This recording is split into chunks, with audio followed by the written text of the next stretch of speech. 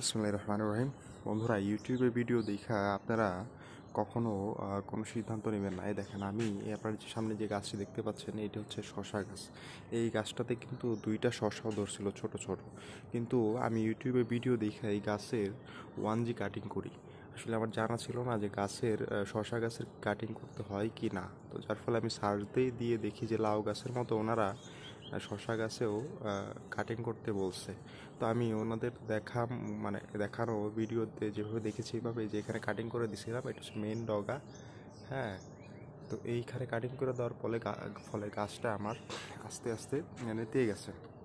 তো নেতিয়ে যাওয়ার ফলে এইটার যে শাখা বেরোইছে, 2G শাখা, এই 2G শাখাতেও কিন্তু দেখেন এই যে আমি কাটিং করে নিই, কিন্তু তারপরেও এই উপরের ইয়াটা একদম নেতিয়ে নুয়ে গেছে, একদম দুর্বল হয়ে গেছে। দেখেন দেখেন ভালো করে দেখেন, দুর্বল হয়ে গেছে।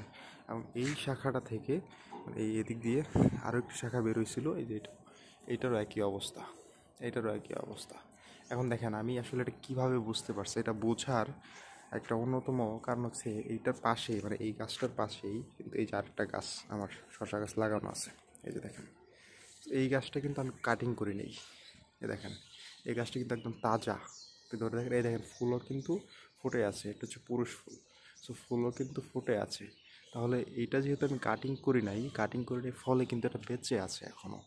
আর এটা যেহেতু আমি কাটিং করেছি ইউটিউবে ভিডিও দেখে, মানুষের কথা শুনে, সো তার ফলে হয়েছে কি, আমার হচ্ছে যে এইখান থেকে যতগুলো ফুল ছিল সবগুলো ফুল নষ্ট হয়ে পচে গেছে, এবং পাতাগুলো নুয়ে পড়েছে। গাছের মাথা সহ আরও যে দুইটা 2G ডগা ছিল, ডাল ছিল, ছিল, তো এগুলোও কিন্তু আপনার নুয়ে গেছে। মানে কি, মানে হচ্ছে গাছটা এখন মারা যাওয়ার দিকে রয়েছে আর কি।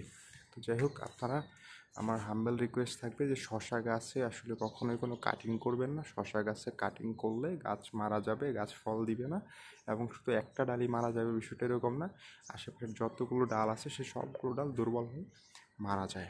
ঠিক আছে, তো ধন্যবাদ বন্ধুরা, ভালো থাকবেন আপনারা। আর এরকম টিপস পেতে, এরকম ইনফরমেটিভ ভিডিও পেতে আমাদের সাথেই থাকুন। চ্যানেলটি সাবস্ক্রাইব করে দিয়ে ভিডিওটা শেয়ার করে দিন, যাতে আরও অনেকে দেখতে পারে। আর লাইক করে কমেন্টসে জানান যদি কোনো আপনাদের পরামর্শ বা উপদেশ থাকে, আমরা অবশ্যই এটাকে ফলো করব। ধন্যবাদ সকলকে। আসসালামু আলাইকুম।